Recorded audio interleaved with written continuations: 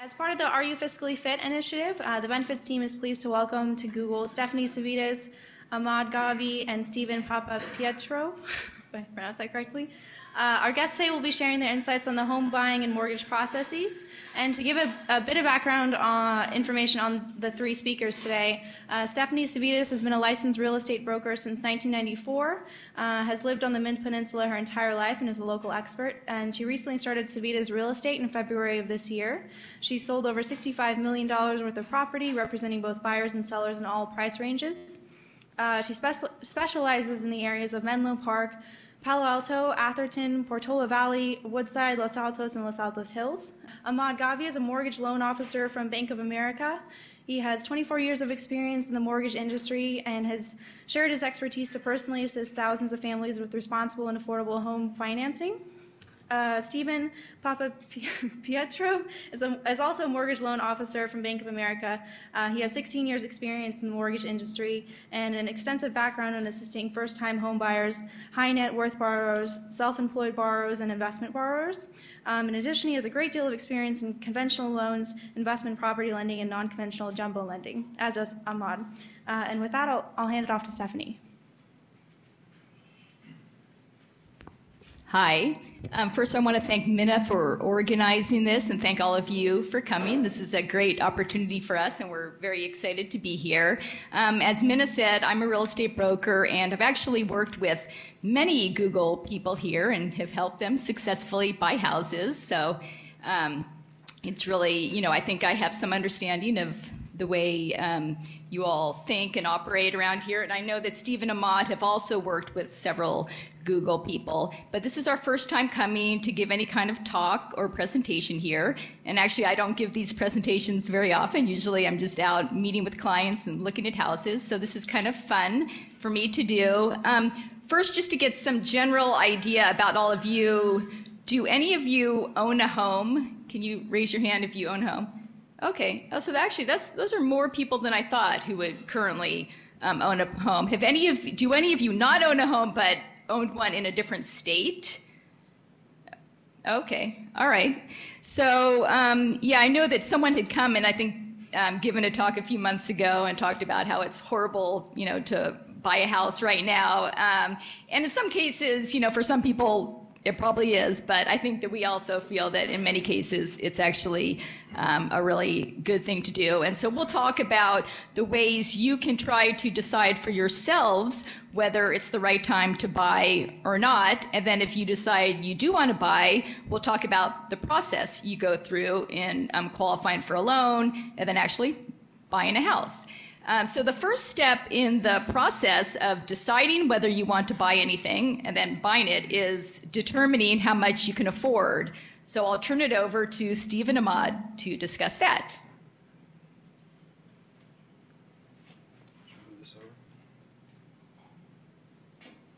Well, good morning, everyone. Thank you for having us here. We're excited to be here. What I'd like to start off talking about today is basically the mortgage business has changed drastically since August of 2007. Today, the mortgage market is extremely specific, and the way I like to explain it is every I is dotted and every T is crossed. So it's really critical that you guys get pre-approved, and what I'd like to highlight here this morning is the difference between mortgage pre-approval versus mortgage pre-qualification. Pre-qualification is basically you call a mortgage loan officer and you're just kind of curious what your general parameters would be, to try to determine, your price point, your maximum price point, your low price point, and see how you fit into the whole equation. So we talk about your credit. What's your credit look like? Is it good? Excellent? What is it? Your asset position, down payments, and then your income and your employment. Very, very high level, and then we see how that fits into current lending guidelines for 2010. At the end of that discussion, typically I can give you an idea that you're qualified for an $800,000 purchase, putting 20% down, go ahead and start generally looking in the marketplace. But what you want to do is the next step, and that's actually getting pre-approved. The difference is pre-approval, we get all the financial supporting documentation from you, and we review all of it. It also includes running credit on you guys to determine what credit scores you have. And once we get to look at all of that, we could see that it fits within all the current matrices of lending, all of our current product and pricing guidelines. Once that's complete, typically it's pretty straightforward, then we could issue what's called a pre-approval letter, which we tailor specifically for the home in which you're going to put an offer, home, condo, or townhome, and then we go ahead and get that off to the realtor. So definitely, if you have never been pre-approved and you're just curious about what's out there and what opportunity you have via buying capacity, I highly suggest you research and connect with a mortgage loan officer that can assist you with that. So that's the first part. The second section today is just basically general mortgage information and guidelines of importance. Ahmad and I are going to share some of these bullet points. I'll cover the first three. Basically, the mortgage types are actually fewer and far between than they were prior to August of 2007. Everything now is all full income documentation where we verify everything. Prior to that, we had mortgage vehicles that if you had plenty of down payment, there was no income verified. Those days are long gone. So the mortgage mix today is basically a fixed rate product line, a 15, 20, or 30-year fixed. We do still have adjustable rate mortgages. They call them hybrid loans because they're fixed for a period of times. And that's typically 3, 5, 7, or 10 years. And then they become an annual adjustable rate mortgage after that point in time. And many of those still do have an interest-only provision. Clients often like having an interest-only loan because it helps with the monthly cash flow. And as we all know, living in the Bay Area here, it does indeed cost a lot of money. So that's basically the product type today. The loan limits for 2010, conforming loans still stop at 417. But there's what we call super conforming, which takes it up to $729,000 at this point in time in the Bay Area. Now, different counties have different caps. So you'd always want to check what county in which you're going to buy. Some cap it at $625,000, $500,000. But in the Bay Area here, it's $729,000, $750,000. And that's considered a conforming loan. The great thing about that is you still get conforming rates.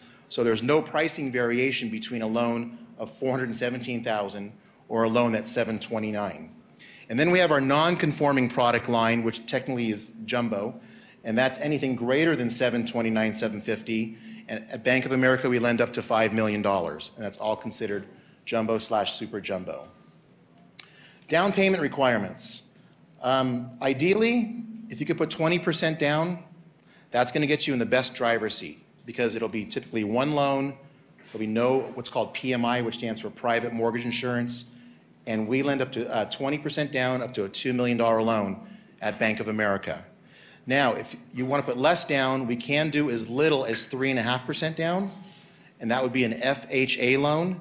So you could literally get into a property with 3.5% down. The maximum loan is $729,000, $750,000, and that does have what we call built-in private mortgage insurance to the tune of what's about 2.25% of the loan amount. But the good part is you get to add that and build it into the loan amount. And then there's monthly mortgage insurance on top of that. But FHA is a great way to get into a property, whether it's a condo, townhome, or single-family residence with minimal down.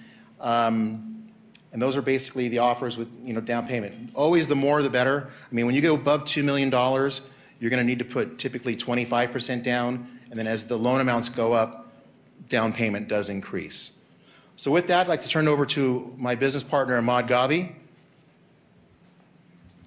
Good morning.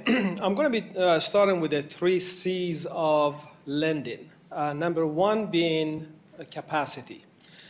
The other word for that is debt to income ratio. So the lender wants to make sure that whatever amount of loan you take is in line with the income that you earn. Typically in this market, we work on pretty specific set of underwriting guidelines, and the 45% debt to income ratio is pretty much universal now. The other word, the lender wants to take maximum 45% of your income. The other word, if you make $10,000 a month, $4,500 of that income can go toward your principal, interest, tax, insurance, and any other debt that you have.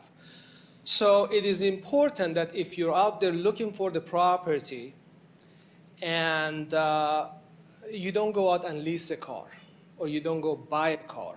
Just to give you an example, if you lease a car with the $450 car payment, that would take $1,000 of your income just out of the equation. Remember, 45% debt-to-income ratio. So to eliminate some of the debts, I mean, things like student loans and stuff, there's not much you can do about it. So we'll count those into your ratio. But you don't want to go out and purchase new items just before you get into contract. The second C is credit, and it is crucial. It's probably one of the most important things that you need to be careful. I will highly recommend you might want to go one of these free sites and run your own credit to see what your credit rating is. It's not as specific as what the lenders looked at because we go through 3 different companies to pull your credit. But the credit FICO score, if you haven't heard that, it runs anywhere from high 400 to low 800. Typically, anything under 680 considers a weak credit score. Anything between 680 and 700 is okay. Between 700 to 720, it's good. Over 720 is excellent. And typically on some product, you get a bit of a discount on interest rate if your credit FICO is over 740. So I will highly recommend that you run your credit at least once a year. And if there are issues on your credit that you need to take care of, do it. The next one is collateral. That's the last C of the underwriting. Collateral is basically the appraisal value of the property. When you purchase a home, the lender has just as much of an investment, if not more, into that transaction as you do. Especially if you put in 20% down and the lender coming in with 80% mortgage, they want to make sure that the house that you're buying is worth the value that you're paying for it.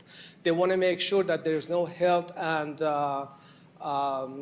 any kind of a health hazard, exposed electrical wiring, things of that nature. The appraiser will look at those and they come up with a value that is acceptable to the lender.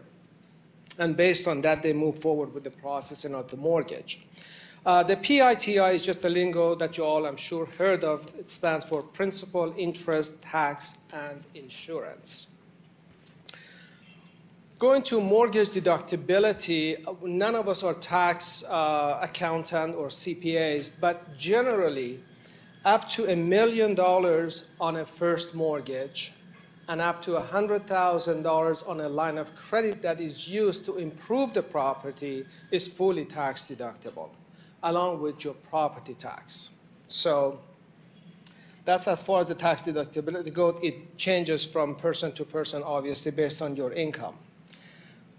Buy versus rent analysis. We sort of put a scenario here together for you. Again, I don't know whether or not it's a good investment for you to buy now or wait. The rule of thumb is the house prior to 2007, when the property values were going up every year, no doubt, investing in property was always a great idea. As long as you're not under a deadline to sell the property. Let's say you think of it, hey, in 2 years, Google going to transfer me to some other estate. Well, perhaps it may not be a good idea for you to buy if you have a deadline within 2 years to sell it and move out. You may not recuperate the cost of that purchase and sale. But if it's a long term, it's your home, it would make sense perhaps to look into it more. But in this example, buy versus rent, if you purchase a home for about $800,000 and put 20% down, now you're looking at about $640,000 mortgage, roughly at 5.25% interest, your payment will be a little north of $3,500 a month. After the tax deductibility, let's say you make $120,000 a year and you're at 40% tax bracket. After the tax deductibility, that $3,500 a month is really equal to about $2,400 rent payment.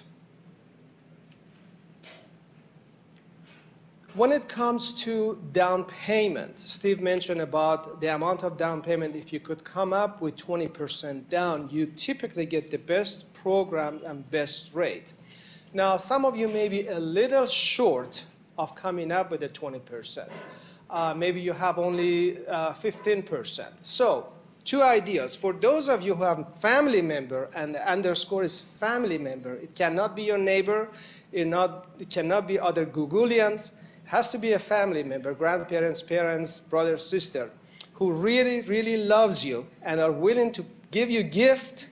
Then you can go ahead and come in with all 20%. If you put in 20% down payment, the whole 20% can be a gift.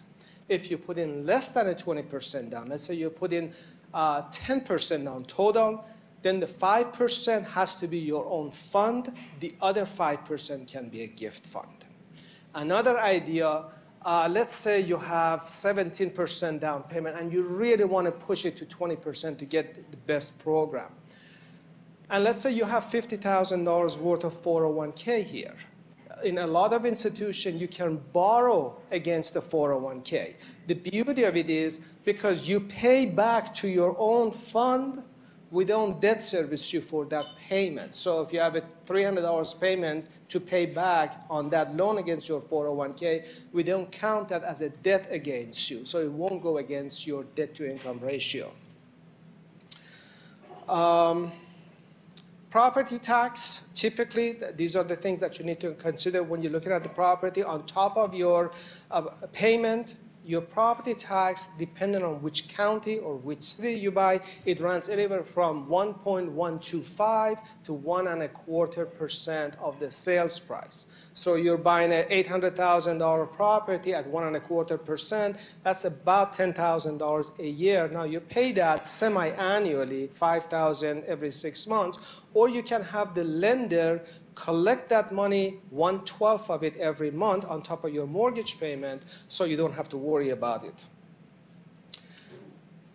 Escrow, this is, I'm sure some of you have heard, escrow company is a neutral third party that gets the information from the buyer, from the seller, from the lender, from your realtor, organize all of that to make sure you close escrow successfully. Steve? Thank you, Ahmad. Okay, I'd like to go over the mortgage process, and indeed, notice the word process.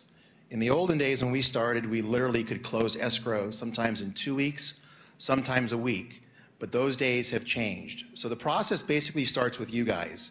We give you a very detailed list of items that are needed, pay stubs, W-2s, tax returns, asset statements, and then we set an appointment up. It's always great to meet my recommendation with your mortgage loan officer face-to-face because you can see how they work with you, how you interact, and I think just creating that bond is really, really powerful because you are actually buying, pretty big ticket item. So now we get all your financials, we run your credit, and it's our job, the mortgage loan officer, to go ahead and see that all the documentation that you provided fits into our current lending mortgage guidelines. So there's boxes and matrices, and we make sure everything fits out, and then we have a dialogue of what you're comfortable with buying. I always like to know I always start up front with you, what are your goals and opportunities? What do you see yourself doing? Is it a condo? Is it a townhome? Is it a single family residence? What price point do you see yourself at? Because that gives me some grounding as to where you are thinking, and then I could take all the documentation in consideration and start kind of forming this path, if you will. So once we get all that and you leave and you know you could buy $1 million home, you're happy, basically I take that file and I create a beautiful working document. Notice the word beautiful. It's all about you. And what I'm doing is representing your file to our processing team and then to our underwriting team. There's a very detailed cover letter that goes over the goals of what you're trying to accomplish. I explain anything in the file that may be outside of guidelines, possibly showing it as a compensating factor of consideration. And then it goes into processing. So processing is actually a job function. They're called processors. And what they do is they take all of that data and they key it into an origination system. And at Bank of America, we call it iOriginate. So that is a second set of eyes that are looking at the documentation of which you provided and which I released to them. Once that's entered in, they do what's called all the verbal verifications. They order the appraisals, they check whatever they need to check, and there's a lot of things they check. The fourth phase is underwriting. Now, underwriting is a specific job function. They're called underwriters. The reason is they have to take all of this data now and ensure that it fits all of Fannie Mae and Freddie Mac's current lending guidelines. Because when I call out and say, congratulations, your loan is approved, that means they stamped off on that loan as an approval. And I will not call out an approval until we have that, nor will Ahmad, until that part is complete. So underwriting definitely is an important part of the process. Now you're all happy, you have final approval, the appraisal came in, you're really excited, you're picking out paint. Now we go to documentation. That's a different department called our loan doc department. They run all the loan documentations in which you'll be signing at the title company. And once that's complete, we go through the sign-off. It's called a sign-off. The loan comes back to the lender. It goes into a final review, final quality control check, and then the loan funds. Your loan funds 1 day prior to you owning the home. And then the next day you go on record at the county recorder's office, and that's a really happy day. So I'm happy to call you when the loan's funded, and then a realtor will be elated to call you when you go on record, and then you're entitled to the keys to the property. So that is the process, and we wanted to highlight that because it's not as if you just meet with one of us and we kind of just walk over here and make it all happen and it's done. No, there's different legs that it has to go through to achieve the end result. So that's the mortgage process. Ahmad, back to closing costs. So the last part of our presentation, at least with as far as the lender goes, is the closing fees. So you need to budget for, besides the 20% down payment or minimum of 3.5%, you need to budget for closing costs and what's called reserve. And I categorize those in 3 parts. Number 1 is what we call lender fees. Lender fees consist of appraisal fee, credit fee, tax service fee, processing fee. There's so many fees that they have different names for it. But combining those, it's pretty set. For instance, with Bank of America, it's somewhere between $1,400 to $1,700, depending on the size of the property and the value of the property. So you need to budget for that. The second thing is the title and escrow fees. Title and escrow fee is vastly varies depending on which county you're buying in. Depending on whether or not you're Santa Clara County or San Mateo County, it could cost thousands of dollars different. For instance, Santa Clara County, the seller pays 80% of the title and escrow fee. San Mateo County, the buyer pays all of those fees. Southern California, there are 2 different escrow company and title company. Northern California, they're all the same. So you need to figure out what state what county you're buying, and your realtor can come up with those fees from the title company, or your lender can come up with those fees for you. You also need to budget, if you're buying a single family, for things like fire insurance. If your property is in a flood zone, you need to be prepared to purchase a flood insurance. The last part of the closing fees is if, the difference between, well, first of all, how long you are going to keep that property. If you are going to keep the property for a long time, it may make sense for you to pay some points up front. I'm sure you've heard of points versus no point loan. Simply give you an example, if we provide you with the interest rate of, for example, 5.25% for a 30-year fixed on a conforming loan at 0 point, you can reduce that interest rate from 5.25% to 5%, but it costs you 1 point. Each point is 1% of the loan amount. So at close of escrow, let's say you're buying a house for $800,000, you're taking a $640,000 mortgage, and you choose to pay 1 point, that's $6,400 additional funds you need to come into escrow with. And the calculation that we do typically, you say, well, I see myself living in this property for the next 10 years. Points are fully tax deductible. So when you take the after deduction of cost of that point, if it takes you 2 years to recuperate that point, and then for the next 8 years, you will have a lower interest rate, obviously that's worthwhile doing. But if your time period is shorter than that, you're thinking of just keeping the property for 3 years, it may not be worthwhile for you to pay points. With that, I will pass it on to Savida. Okay. Actually, I'm just going to, okay, here.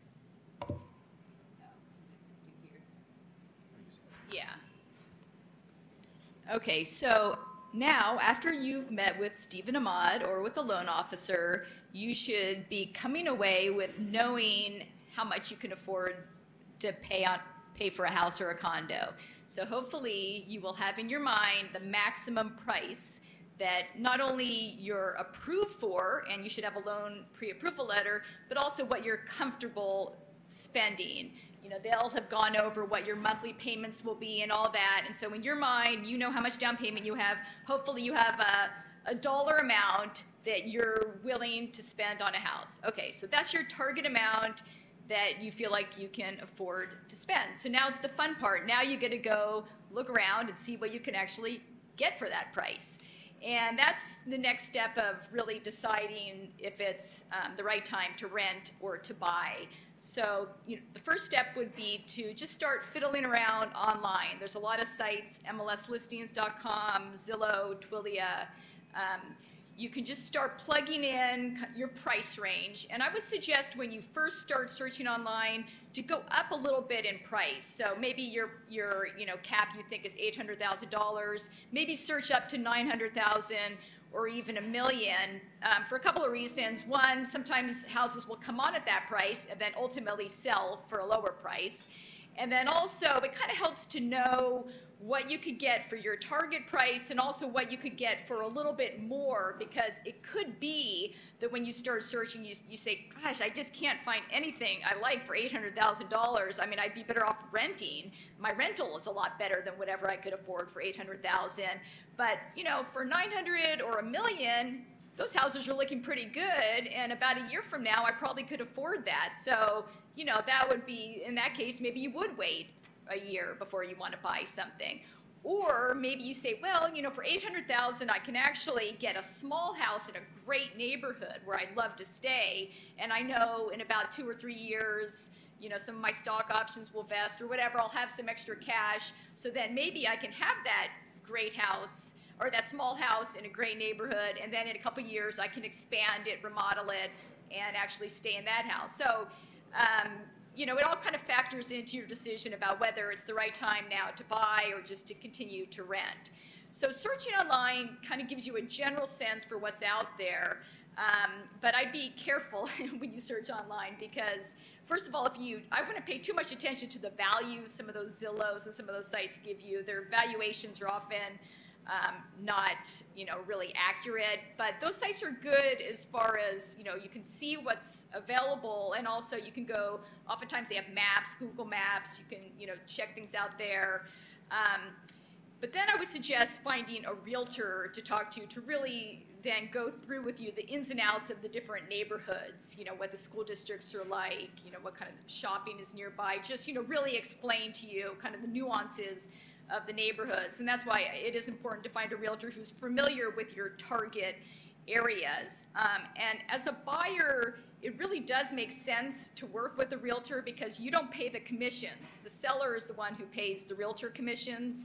And sometimes buyers think, well, I could save money still if I just go, maybe I'll go to an open house, see a house I like, and I'll just go straight to the realtor holding the open house and say, oh, hey, why don't you just kind of write up the offer for me and I'll save money. You actually don't save money that way. What happens in that case is that the list agent, the seller's realtor, just keeps both sides of the commission. They keep 6% instead of giving 3% to a buyer's realtor. So, and then you're not represented as a buyer. So it actually, honestly doesn't save you any money. So it really does make sense. A realtor, especially a buyer's realtor, is in the business of looking at houses, researching the market, understanding kind of the nuances of the neighborhoods. So the first step would be to talk to friends who maybe live in those areas and get referrals for a realtor, meet a few people, see if you have some sort of rapport with the agent. You're going to be spending a lot of time with that person, so like anything, you want someone who you kind of connect with. But I think a realtor, even more than a loan officer or anyone else, you're really going to be spending a lot of time with that person, driving around. It can often be a stressful period of time for people when they're buying a house. Oftentimes people are under heavy stress, and sometimes a realtor can be kind of soothing, sort of counseling you through the process. I've actually become very good friends. Some of my closest friends are clients of mine because you just spend so much time with them during a stressful time. And then if they end up buying houses, you know, near me in my neighborhood, well, then we become friends. So that's kind of nice.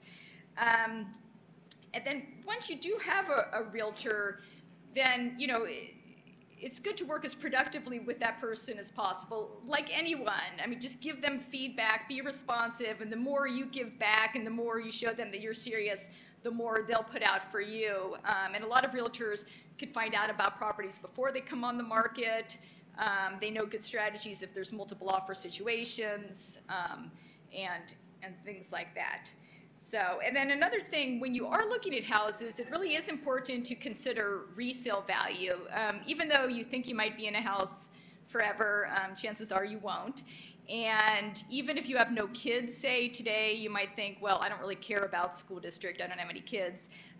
But when the time comes to sell the house, what the school district is has a huge impact on the property values. And then also, who knows, maybe you might not have kids today, but you might have kids, you know, 5 years from now or something, and still be living in that property. And the same thing is if you buy a house in some sort of questionable type location, like on a busy street, near train tracks, near in an industrial area, near something else, those types of factors are always going to impact property values when you try to sell the house. And in a tougher market, the properties that are in more marginal locations have more difficulty selling. So let's assume then that you've decided, okay, I want to buy a house. And so the way it would work is you'd have your realtor there searching for houses with you, showing you houses. At the same time, you should be doing your own research and looking at as many houses as possible, going to open houses, continuing to search online. The more you know about the market and what's out there, the more prepared you'll be to act when you finally find that right house.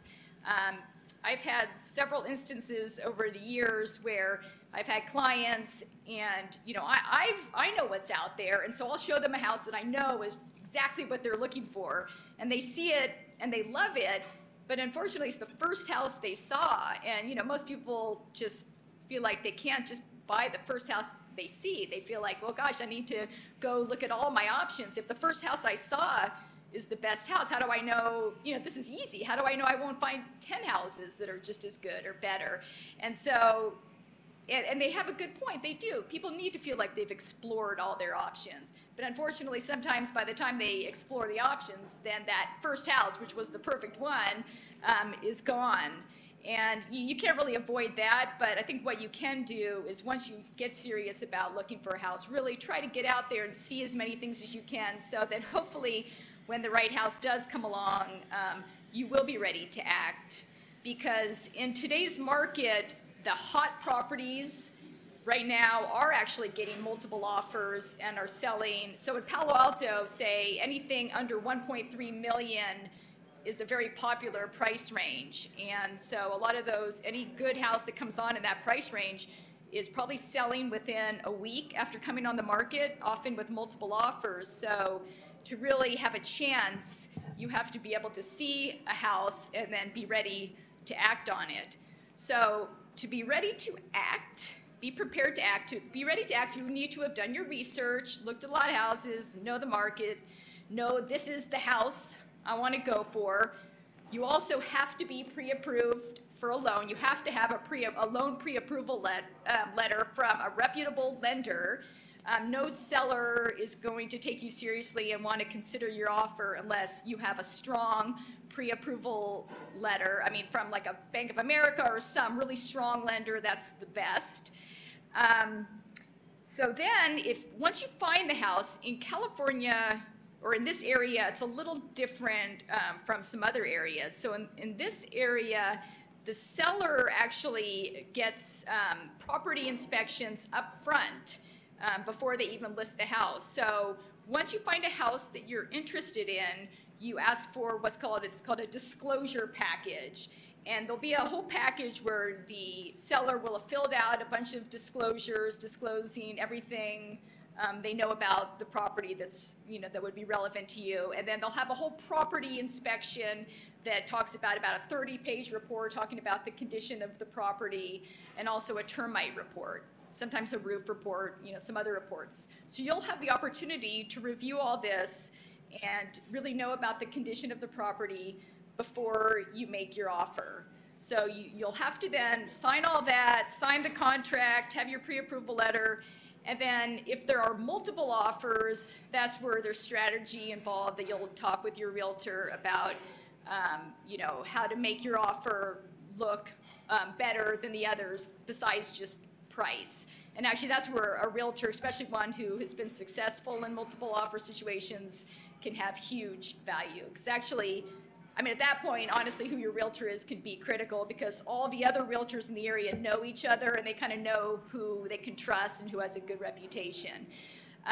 Okay, so then you make the offer. It could be some counter offers going back and forth. Let's assume the seller then finally accepts your offer. So then at that point, you're in contract, and that's where you're also in escrow. You would then have to write a check for 3% of the purchase price that you deposit in escrow. And escrow is really, here in Northern California, escrow is really the same as the title company. The escrow company and the title company are the same thing. So basically it's one neutral third party who takes in all the money and just organizes and handles the whole transfer of the property. So you put your 3% deposit into the title company, and then at that point the escrow period starts. Is usually on average 30 days. During that time, the lender is getting all their loan documents together. You organize your homeowners, your fire casualty insurance, you get your utilities transferred, contact your current landlord, give notice.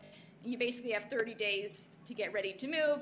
And then in Northern California, again, how it's a little different, you'll go sign off at the title company about 4 or 5 days before close of escrow, and you sign off on all the loan documents and the other escrow documents, and then you'll arrange to wire in the rest of your down payment money.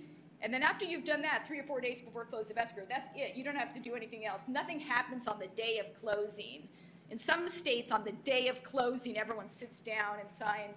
But in California, or at least in Northern California, none of that happens. So a few days before you sign off, then day of closing, simply the title company sends one of their people down to the county recorder's office and records the grant deed, which is the deed granting title from the seller to the buyer. And once that's recorded with the county recorder's office, then escrow has closed and you own the property and you get the keys and move in and you're happy. So anyway, that's basically the process of deciding whether to buy and buying a house. So now we'll just open it up to questions. Does anyone have a question? Yes. You mentioned that a realtor might help your offer look more attractive to a seller in ways other than just raising the offer price. So what are some of the ways in which that could happen? Like, what are some of the things you could put in your offer to make yourself more attractive? In the contract, there are contingencies. So some offers will have contingencies where you say, I make an offer, but I want a week to do even though the seller's already provided inspections, I want another week to do my own inspections, 7-day property condition contingency. Or I want a contingency for financing. I want 14 days to make sure I'm really pre-approved for a loan. So those are contingencies. So, of course, the fewer contingencies or the shorter the contingency period, the more attractive the offer. Some properties you might take as is. That means you still could have a contingency period to do inspections, but then once and let me back up. The contingencies, if you have a contingency period, it's a period of time, say for property inspection or financing, during which if you discovered something during that time that you didn't like, you could pull out of the contract and you would not lose your 3% deposit. So sellers don't really like contingencies because basically until the contingencies are removed, you could still pull out of the contract and get your full deposit back. But once you remove contingencies, Then if you were to pull out of the contract, you would lose your 3% deposit. But anyway, so contingencies is one way. You shorten the contingency period or no contingencies in a highly competitive situation.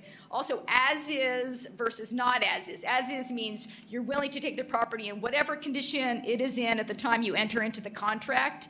And the seller doesn't have to fix anything or do anything else.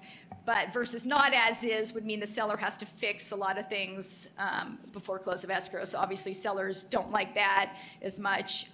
The shorter the period of close of escrow is important, and that's where it depends. You'd have to talk with your lender to see how quickly you can get a loan. Of course, if you can pay all cash, especially in this type of market, I mean all cash is the best. I mean sellers, of course, love all cash because that means there's no uncertainty regarding the loan at all, and also you tend to be able to close escrow faster.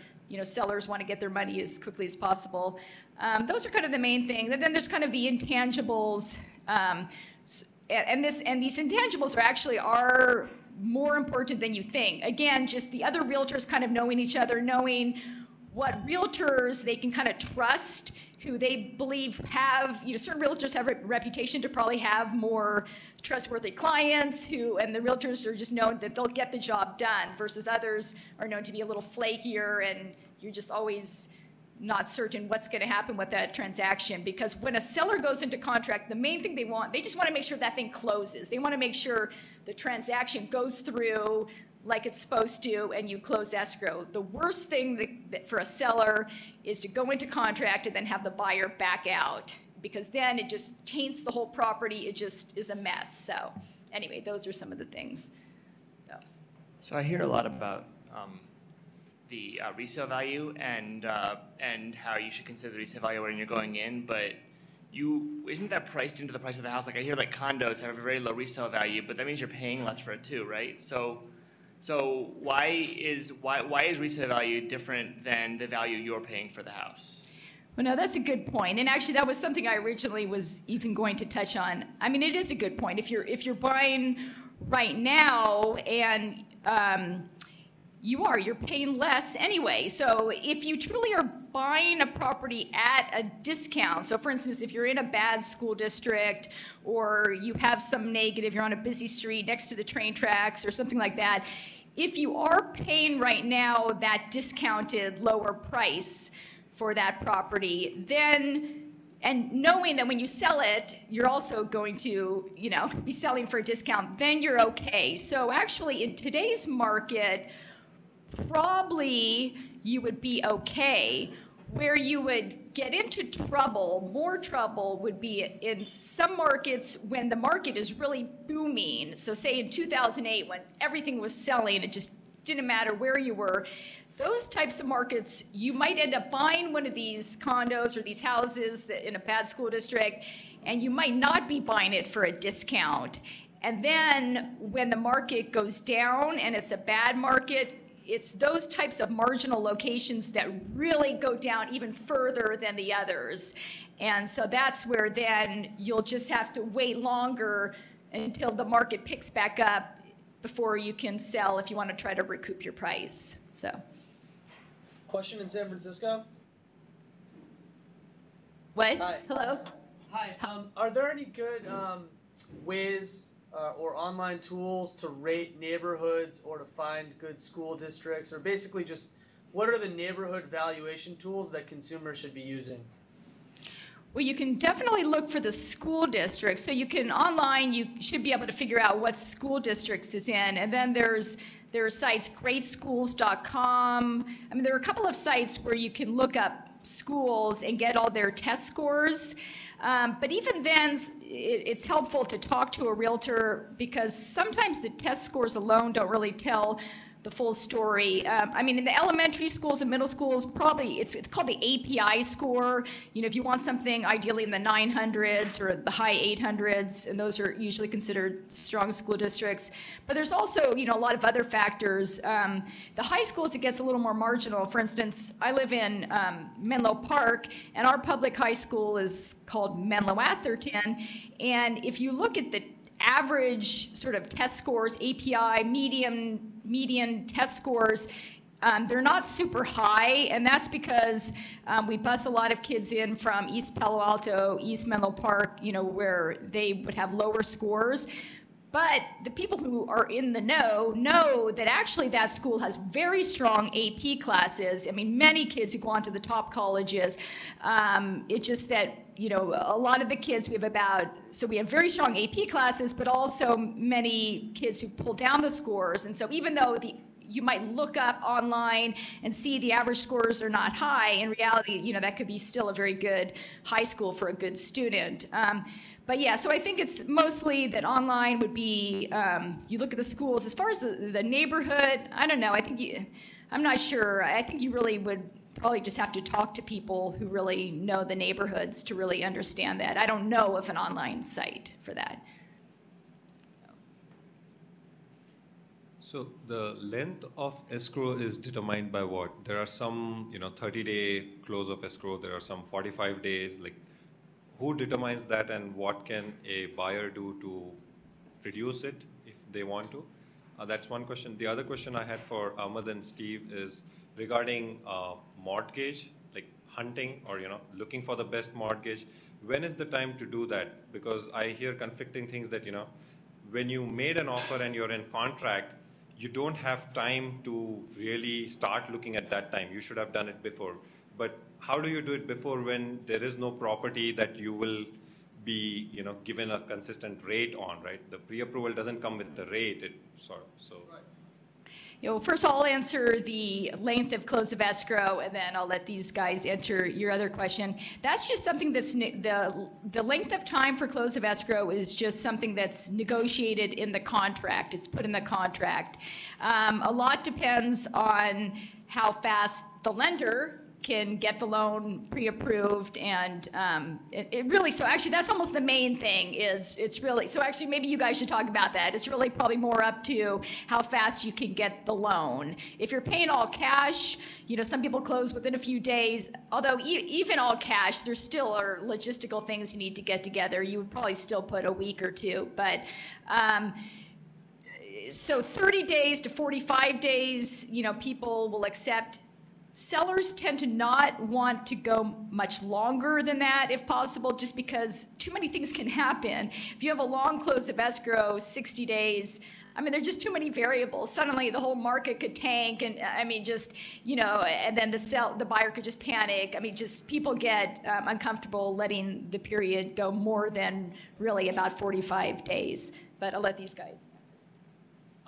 To answer that question regarding when is a good buy, really, if you look at last 4 decades, 70s, 80s, 90s, typically when you get the market that is down, the other word, the prices are down, is typically because the interest rate is very high.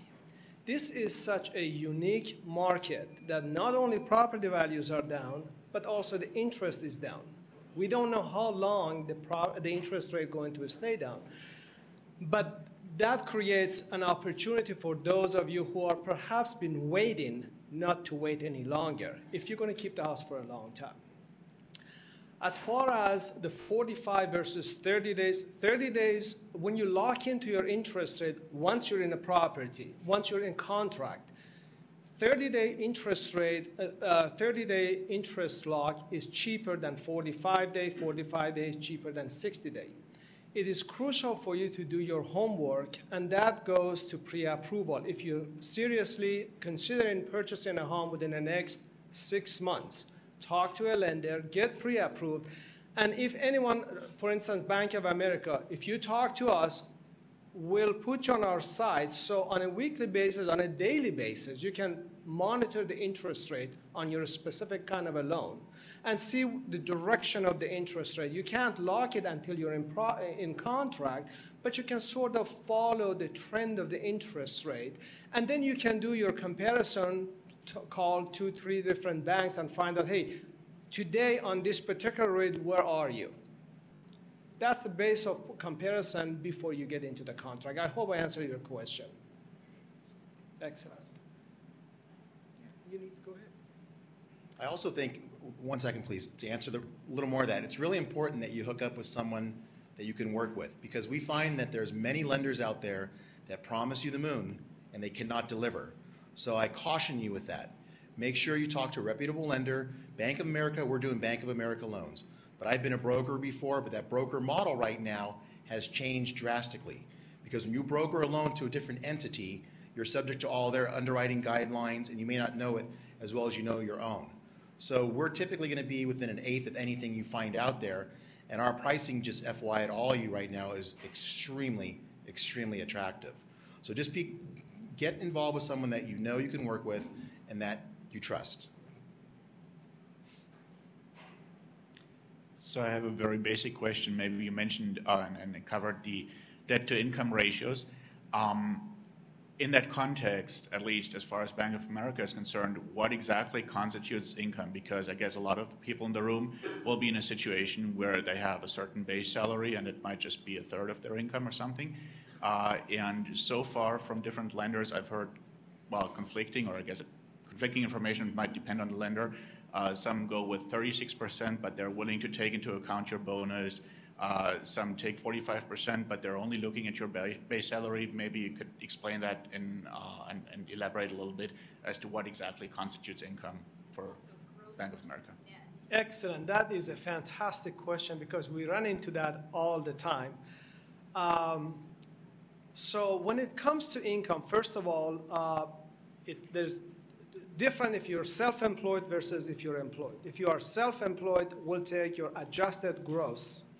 If you are employed, like you guys are, we take your gross income. Now, within your gross income, your base salary is set. We'll take the full base salary as if you got the raises or whatever as of last month, we'll take that salary. What varies vastly is your bonus and other income. You liquid stock every 6 months or whatever. Anything else that varies, we need to have 2 years history of that, and we will average that. Do I answer your question on that? Excellent. Hi, I have two really basic questions. So the first one is, are property taxes and interest, is that deductible for state tax calculation purposes? And the second question is, generally, is there a prepayment penalty associated if we want to make like more than the monthly payment at any given point in time for loans? As far as the prepayment penalty, from lender to lender, some lenders do have prepayment penalty. Generally these days you really need to look to find a lender that has a prepayment penalty, but that's an excellent question. If you want to avoid that, you should take a loan that does not have a prepayment penalty. Bank of America none of our loans have prepayment penalty. You can take the loan, you can pay it off or pay it down the next day, 6 months down the road. Your second question, I'm sorry, was, taxes and insurance. Again, I'm not a CPA, but in at least the state of California, your property taxes are fully tax deductible. Even for state tax purposes or just federal tax? I will generally just give you in a nutshell. I won't get to the detail. I'm sorry. Thank you. Sure. Hi. If we were to borrow some money from the 401k, do we need to pay interest? Do you pay interest? Yes. You do pay interest, but you pay it back to yourself. Then do I need to return those amount of money to my account? You're an expert on that. I'm an expert on that. That's great.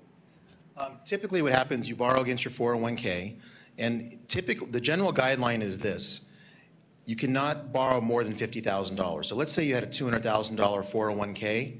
The guidelines typically will allow you to borrow up to $50,000, of which time they'll start out of your monthly paycheck paying that loan back at a very attractive rate, by the way.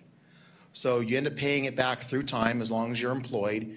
If you were to leave that particular employer, then depending on what you do with that 401k plan, whether you roll it into another 401k, you'll either have to bring in money to pay that off, or they'll just take it out of the valuation at that time of that 401k. But it's great because it does come out of your payroll. I heard it's 50%. Is that 50% or $50,000? 50. You know what? Every company is different. Typically, it's up to 50%, not to exceed 50,000. It's one of those double guidelines. Okay, and I also heard that it's not a good idea to borrow money from your 401k to buy a house. What's the reason for that? We've had a lot of clients do it. It's a very inexpensive source of funds. So if you're short and you really want to get into a property, I mean, I think it's a great idea. I mean, because they charge you typically 3 to 4%, sometimes 5%. It comes out of your pay automatically every month, and it gets paid off pretty fast. So we see a lot of clients doing that. I've actually done it way back when on a home that my wife and I purchased, one of our first homes, and it worked out really well for us. Thank you. You're welcome. Hi. Can you talk about any differences that exist between borrowing from your 401k versus IRA? The IRA, again, we're not tax pros on this, but I do know the IRA typically does not have a borrowing provision against it. There are some guidelines that allow first-time buyers to take funds out, but I'm not exactly sure whether what kind of tax consequence would be associated with that. My recommendation to you would be to call the IRA administrator, plan administrator, and just say, hey, listen, I'm thinking of buying a home. What's the pros and cons of borrowing against that, along in conjunction with your 401k plan? Okay, in addition to the down payment, how much money should I have set aside? So that's a good question. So down payment is one component, and then there's something we call reserves. So reserves typically represents if the loan's up to $729,000, you need 2 months reserves, which is post-closing funds put aside. And that includes principal, interest, taxes, and insurance on the subject property, the home you just bought. Now, typically it needs to be liquid, but they will also take non-liquid funds, i.e. your 401k or retirement, but then they only take 60% of the value of that account to establish those reserves. When you go up to between $1 and $2 million loan amount, that bumps up to 12 months reserves. Now, part of your question I think may be as far as closing cost. Above and beyond the down payment, what you need? No, just the reserve. Yeah. How much does the lender want to see I have? Yes. So 2 months typically is the requirement up to 729. Up to $1 million, I think it goes to 6, and then $1 million to 2, it goes to 12, and then $2 million to 3 million, it's 24, and then if we're going to do 3 million to 5 million, they want you to establish some funds with Bank of America. Wow. One more question. Sure. How long is the pre-approval good for? So good question. Typically, it's 60 days. But what I tell my clients is this: if you're in the hunt and nothing significantly changes in your financial profile, you didn't go buy that Ferrari, you didn't go buy a boat, basically everything's still constant and nothing's really changed radically, that pre-approval will go on. What I do encourage you to do, though, is call your lender and get an update on rates, because rates are indicative of your purchasing power. As rates go up, you lose more buying power. As rates go down, you gain buying power. So I would always check in with them. If you think you found this home and you're going to put an offer on it, definitely it should be one of your first calls. What do rates look like? Everything's the same. My down payment's gone up. Am I good to go? Okay, actually, one more question. Sure. So how long does the loan process? Let's say I didn't do pre-approval. One day I just show up and say, hey, I want a loan. How long does it take to? Okay, so you just show up at my door and you're qualified and you're in contract on a home. I will close your purchase deal in 30 days. If you said, Steve, can I close it in 15 right now? The answer would be no. That's kind of what we're running is 30 now. Hi. Hi. So my question is, how does somebody qualify for the FHA loan, and between that and to the ARM and the fixed rate mortgage, in what condition, which one is more beneficial? You want to answer? You want me to? Go ahead. So the FHA, you qualify as you qualify for any other loan. We look at all the same information that we went through today. You have to have the capacity to make the payments. We look at income. The debt to income ratio is slightly lower on an FHA loan. It's 43% versus 45%. But the guidelines are typically the same as far as what underwriting looks at. The benefit is you basically get down with lower down payments, and the rates are actually really attractive, because just because you're borrowing 97% of the property doesn't mean the rate's going to be bad. It's going to be right in line with 80% loan. So now regarding different loan types, it kind of depends, like Ahmad was saying, how long you think you're going to be in the property. 30-year fixed rate loans right now are at a 42-year low, bar none. Rates are extremely attractive. We thought they were low last year. They have stayed this low this year. So most clients say, I want to get out of an ARM right now and go into a 30-year fixed. But there is that buyer, first-time buyer, that's going to go into a property and say, you know what, Steve, this is a good 3 to 5 year property for me. And if the rate differential, which it is about 3/4 of a point between a 5-year ARM and a 30-year fixed, and you know that's not your last property, there's a lot of money to be saved there. So we do see clients kind of tiptoeing back into the ARM market a bit, and it just, when it comes down to, is just your comfort level of payments. You need to be comfortable with what you're doing, because that bill shows up every 30 days whether you like it or not. That answer your questions? Yeah. Okay, great. Hopefully this isn't something I missed at the beginning. Is there any negative associated with getting multiple pre-approvals, like from multiple banks, just so you can compare rates at the time and go through quickly? A negative, you said? Well, yeah, the negative part of that is you do not want to run your credit over and over, because every time you run your credit, it affects your FICO score. It goes lower. So you can talk to the lenders, 2, 3 lenders. I mean, not a whole, many of us left after 2007. You can talk to a couple of lenders and you choose who you feel most comfortable, but have just one lender run your credit, one lender do the pre-approval for you. For those of you who perhaps come up with questions afterward, we have some cards and some flyers on the back, and you're more than welcome to call us, email us. Anything we can help you, that's what we're here for. Anything we can help you with, any question we can answer, email us, and we'll respond back to you right away. Any other question? Yeah, quick follow-up to the previous question. So what really determines the rate difference between, let's say, Wells Fargo and Bank of America? What's the difference? Yeah, so if you both run my credit scores and you see the same financials, how do you who would I go with really? Is it going to be different? So our secondary market prices all of our loans, and it depends what kind of profitability they have in the loans as to the rates that show up on our desk every day, or actually on our computer every day. So typically, Wells Fargo is a well-priced lender, as is Bank of America. And there's normally not a huge variance between that. Now, we as mortgage loan officers have the capacity to help borrowers out with pricing if need be. And we will do that based on certain pricing promotions they have on a given month. Sometimes they incent a certain product over another product, and that typically drives that. But most lenders, most of the big lenders are priced pretty much in parity right now. I mean, you may find an eighth lower, you may find an eighth higher. Some of the boutique lenders, these private banks, if you bring large deposits to their bank, sometimes they'll just tailor a loan that then possibly we can't compete with.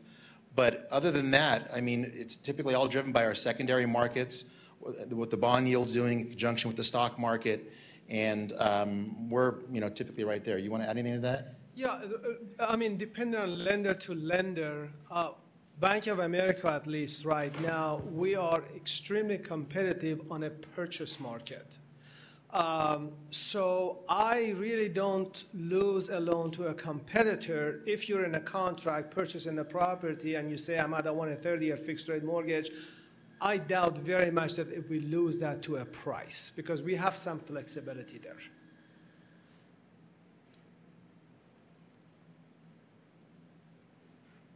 Anything else?